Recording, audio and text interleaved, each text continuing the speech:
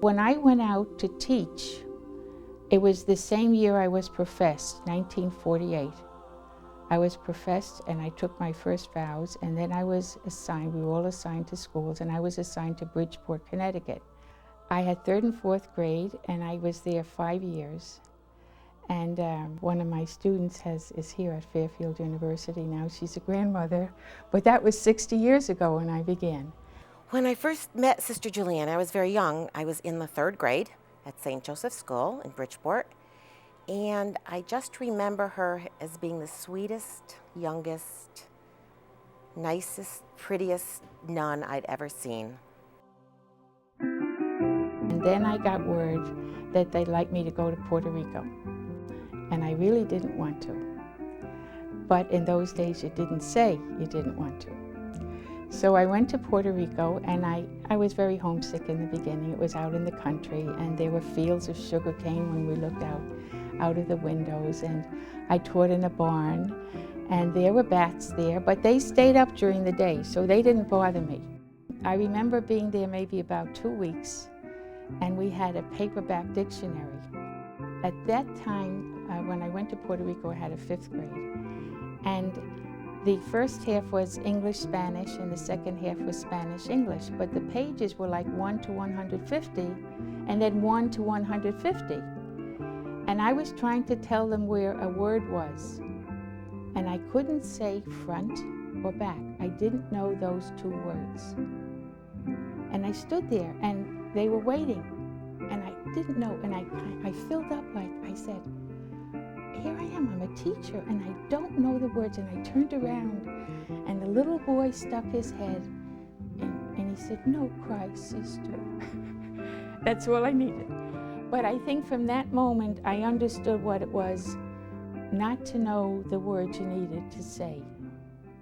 She has a compassion for people, for all people, and for learning, but she has a passion for sharing her knowledge, her love of learning, and she really believes that all students can learn and everyone should have equal access to that learning. So I was there in Aguas Buenas from 1953 to 1961. From Aguas Buenas, I went to a town called Caguas, where we had a high school. And history was my major, and I taught classes in history and English. After those 4 years, I went to Colegio San Agustin, where I was principal of a K-12 school. She has this talent. She's a visionary, and she sees in people qualities and talents that probably you don't see yourself. I remember a story when I had become a 9th and 10th English teacher at Perpetuo. And she came up to me one summer and she said, "You know, Laura, we're going to be teaching a class in journalism next year as an elective for juniors." And I said, "Oh, isn't that wonderful?" I had never taught journalism and never felt that I was equipped to teach journalism. So I was really hoping she wouldn't pose the question. But lo and behold, the question followed, "I'd like you to teach that course." And I looked at her and I said, "But sister, I don't know a thing about teaching journalism." "Oh, don't worry. I'll give you all the materials and you'll have more than enough time over the summer to prepare." So I said, "Well, if you think I can do it." And that was just it. She always thought if she believed in it, it happened. Because I was a principal, I wanted to get certified as a principal, and I went to the University of Puerto Rico, and I got my master's in supervision and administration. And at that time, it was recommended that I go on for my doctorate, and I applied to the University of Rochester. So I began in 1971, and I got my doctorate in 1974. That year, I became principal of Academia del Perpetuo Socorro. So I was there from 1974 to 1982. And I'm so proud to say that many students from Perpetual come here. And I've taught their parents, but we have a good number coming here now too, to Fairfield University. I had been there altogether, Puerto Rico in my life was 29 years, and I had been every place. And along the way I learned when it's time to leave, leave when things are going good. I was vice principal of South Catholic for 3 years. And it was a wonderful school in the south end of Hartford. And then I looked around and St. Francis in New Haven needed a grammar school principal, and I love grammar school. So that's where I went. And the next month, the first announcement of the competition for Excellence in Education Awards came through from the Department of Education. So I brought it to the faculty meeting, and I said, I think we're going to apply for this. And they said, no way. I mean, it was a marvelous school. They didn't know how good they were. And then in June, when classes finished, I went up that weekend to Rochester because my friend was graduating. But that Saturday, the announcement came out. So they called me, the press called me, but my secretary said, Sister, the traffic downtown stopped because all the policemen had gone to St. Francis. So everyone was just so happy about that. But then I was going to be 60 years old, and I had to look at myself and say, I could stay here for a few years, but then when I'm ready to go, where would I go? Because who would want an older person that age? I asked Fairfield University. I found out that I could probably teach a course. I was a visiting assistant professor for 2 years, and then I was full-time for 1 year, and then I got hired on a tenure, a line position. So now it's 20 more years here, and it's time to slow down.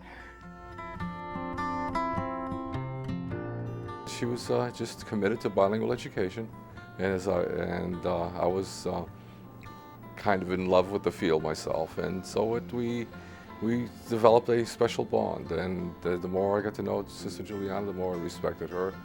Her teaching has a long reach within the state of Connecticut. Some of her students are now principals. Some of them are working as state consultants. The development of standards within the state I think she's affected them.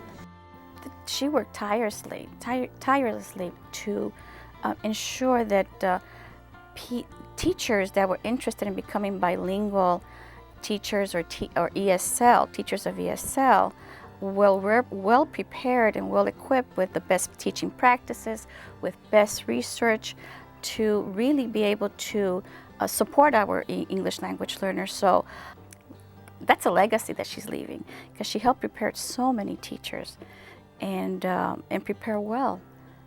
And here we are, close to Bridgeport, where there are very, very needy and under-resourced schools that have tremendous needs, particularly needs for bilingual instruction, people prepared in bilingual instruction.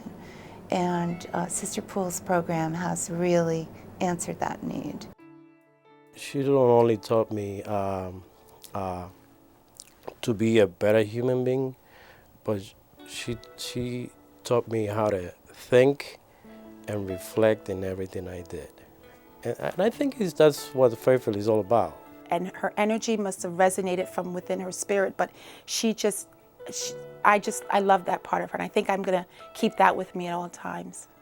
And we go through life and meet many people, and there are some other people that affected my life.